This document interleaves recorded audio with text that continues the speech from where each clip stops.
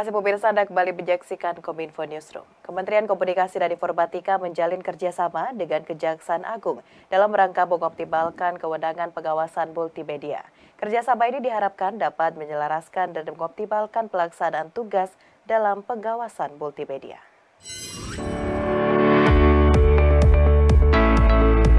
Kementerian Komunikasi dan Informatika dan Kejaksaan Agung sepakat untuk bekerja sama dalam pengawasan multimedia dan koordinasi data dan informasi. Perjanjian kerjasama ini ditandatangani oleh Jaksa Agung Muda Bidang Intelijen Amirianto dan Direktur Jenderal Aplikasi Informatika Kominfo Samuel Pangerepan di kantor Kominfo Jakarta. Direktur Jenderal Aplikasi Informatika Kemenkominfo Samuel Abrijani Pangerepan dalam sambutannya meminta semua pihak untuk dapat bekerja sama menjaga ruang digital. Ini kerjaan tidak mudah dan itu harus bekerja secara terkoordinir dan terkolaborasi dengan baik. Makanya kami sangat menyambut baik dari kerjasama ini karena nggak bisa Kominfo sebagai pengampu ruang digital bekerja sendirian karena memang luas sekali ini dan kami perlu bantuan banyak pihak khususnya di sektor-sektor lain bagaimana kita kerja bareng menjagakan kedaulatan wilayah Indonesia. Sedangkan Jaksa Agung Muda Bidang Intelijen Amirianto menyampaikan bahwa kerjasama ini dilakukan dalam rangka mengoptimalkan sistem keamanan nasional sejalan dengan Peraturan Presiden Republik Indonesia Nomor 47 Tahun 2023 tentang Strategi Keamanan Siber Nasional dan Manajemen Krisis Siber. Peraturan ini bertujuan untuk menghadapi ancaman dan serangan siber sosial yang semakin meningkat di Indonesia. Kejagung sebagai penyelenggara intelijen penegakan hukum memiliki kewenangan untuk melaksanakan pengawasan multimedia. Pengawasan multimedia ini dilakukan untuk mengetahui ancaman, gangguan, hambatan, dan tantangan dalam permasalahan penegakan hukum serta mengantisipasi pemberitaan negatif yang dapat mempengaruhi kepercayaan publik terhadap institusi kejaksaan. Kerjasama ini diharapkan dapat menyelaraskan dan mengoptimalkan pelaksanaan tugas dalam pengawasan multimedia, termasuk pemanfaatan perangkat, koordinasi data dan informasi, peningkatan kualitas sumber daya manusia, dan program literasi digital. Ini pentinglah sampai Pak Dirjen bahwa kita harus bersama-sama memerangi hal ini atau mencegah hal ini karena saat ini saya kira tidak ada suatu kegiatan atau pekerjaan yang bisa dilakukan sendiri, harus berkoordinasi dan berkolaborasi. Kementerian Komunikasi dan Informatika saat rapat bersama Komisi 1 DPR RI menjelaskan beberapa mekanisme dalam melindungi data para pelanggan nomor seluler yang saat ini jumlahnya mencapai 338 juta pelanggan di Indonesia. Salah satunya menyiapkan aturan Know Your Customer bagi operator seluler untuk menjaga keamanan data masyarakat sebagai pelanggan nomor seluler. Kementerian Komunikasi dan Informatika tengah menyiapkan aturan Know Your Customer atau kenali pelanggan bagi operator seluler sebagai syarat registrasi nomor seluler sehingga memiliki keamanan yang andal. Direktur Jenderal Penyelenggaraan Pos dan Informatika Kemenkominfo Wayantoni Supriyanto saat rapat bersama Komisi 1 DPR RI mengatakan, aturan KYC berlandaskan Peraturan Pemerintah Nomor 46 Tahun 2021. Tentang Pos Telekomunikasi dan Penyiaran serta Peraturan Menteri Komunikasi dan Informatika Nomor 5 Tahun 2021 tentang penyelenggaraan telekomunikasi. Meski aturan untuk registrasi nomor seluler sudah cukup kompleks melibatkan penggunaan nomor identitas kependudukan dan kartu keluarga, namun masih saja ada pihak tidak bertanggung jawab yang mencari celah dan menimbulkan kerugian. Oleh karena itu diperlukan sistem registrasi lain seperti KYC karena untuk memiliki nomor seluler baru terdapat proses verifikasi yang lebih kompleks dari sebelumnya. Operator seluler akan diwajibkan untuk mengenali pelanggan dengan melakukan registrasi yang bergantung pada data biometrik. Nah, ke depan yang dilakukan untuk mengatasi permasalahan yang ada, Kominfo sedang menyusun rencana penerapan registrasi pelanggan menggunakan data kependudukan biometrik termasuk namun tidak terbatas pada teknologi berupa wajah atau face recognition, fingerprint, dan iris recognition, jadi menggunakan mata. Itu berdasarkan Permen Kominfo nomor 5 tahun 2021 pasal 154 turunan dari Undang-Undang Cipta Kerja dan PP 46 tentang penyelenggaraan ponsel siar. Saat ini Direktorat Jenderal PPI dalam tahap menyiapkan konsultasi publik untuk menyempurnakan aturan mengenai KYC sebagai syarat registrasi nomor seluler.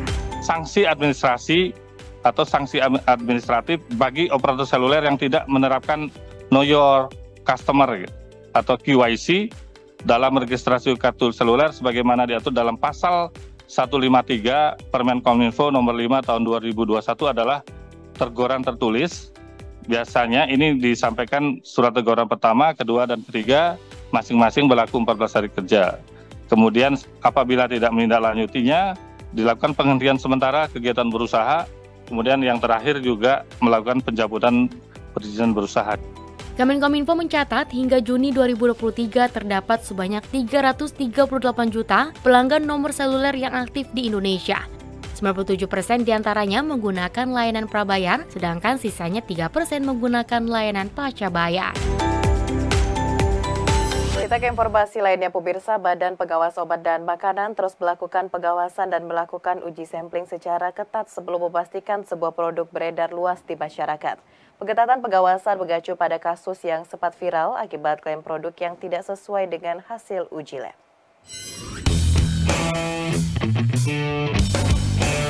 Perlunya peningkatan perlindungan masyarakat dari risiko kesehatan akibat tingginya peredaran produk kosmetik di Indonesia. Badan Pengawas Obat dan Makanan menyelenggarakan kegiatan Forum Peningkatan Literasi Kosmetik Aman di Jakarta pada Rabu 20 September 2023. Reri Indriani, PLT Deputi Bidang Pengawasan Obat Tradisional, Suplemen Kesehatan dan Kosmetik BPOM mengatakan, selama 3 tahun terakhir terdapat 23% iklan promosi kosmetik yang tidak memenuhi ketentuan dengan 77%-nya berasal dari promosi di media online, termasuk e-commerce, media sosial, juga TikTok hingga YouTube. Dengan tingginya minat masyarakat terhadap berbagai produk kecantikan, Reri menekankan untuk tetap memperhatikan isi kandungan produk tersebut.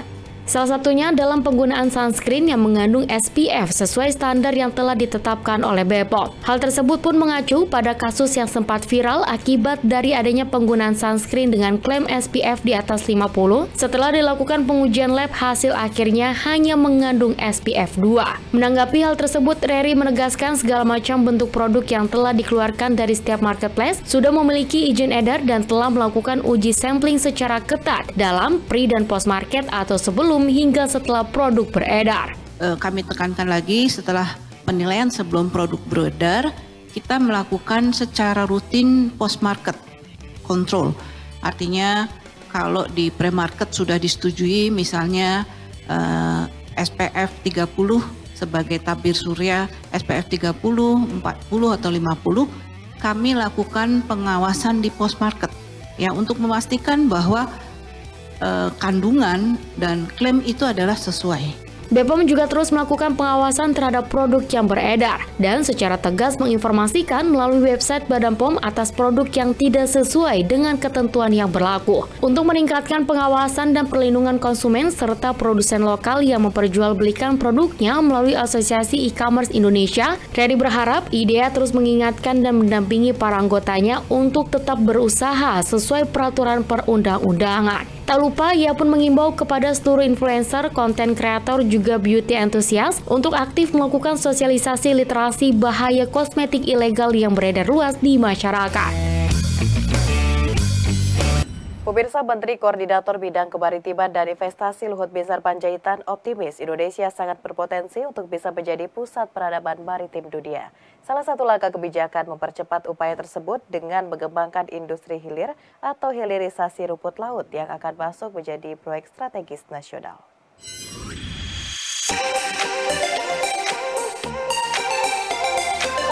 Indonesia memiliki komitmen kuat dalam optimalisasi potensi kelautan untuk mendorong terwujudnya blue economy. Salah satu potensi terbesar adalah pendayagunaan rumput laut. Menteri Koordinator Bidang Kemaritiman dan Investasi Luhut Binsar Panjaitan saat memberikan arahan di seremoni Marine Spatial Planning and Expo 2023 menyampaikan bahwa ketergantungan terhadap pemanfaatan energi fosil akan dikurangi secara bertahap, dibarengi dengan peningkatan kemampuan nasional dalam menghasilkan energi bersih yang ramah lingkungan, termasuk mendukung rencana pengembangan biodiesel dan crude oil atau BBM berbasis dengan rumput laut. Luhut optimis Indonesia bisa menjalankan hilirisasi industri pada sektor rumput laut atau seaweed, nikel, tembaga timah, boksit, hingga kelapa sawit. Bahkan hilirisasi rumput laut bisa dibuat menjadi proyek strategis nasional.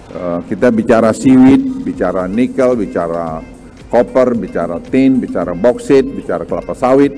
Jadi banyak sekali yang kita bisa downstreaming. Tadi juga saya baru sampaikan pada Pak Firman, Seaweed ini salah satu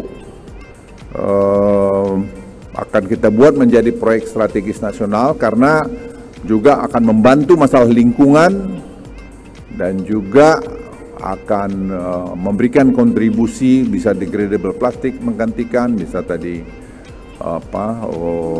jadi pupuk organik, bisa juga tadi biodiesel, dan banyak sekali yang bisa, dan juga absorb dari carbon emission.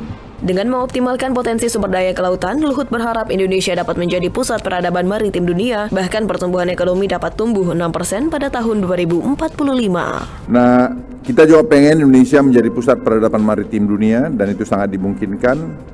Dan kalau hari ini pertumbuhan ekonomi kita masih kita pegang 5%-an, tapi dengan kompleksitas daripada ekonomi kita, dengan tadi downstreaming industry, kita berharap tahun 2025-26 kita akan bisa tumbuh 6% dan terus itu akan membaik.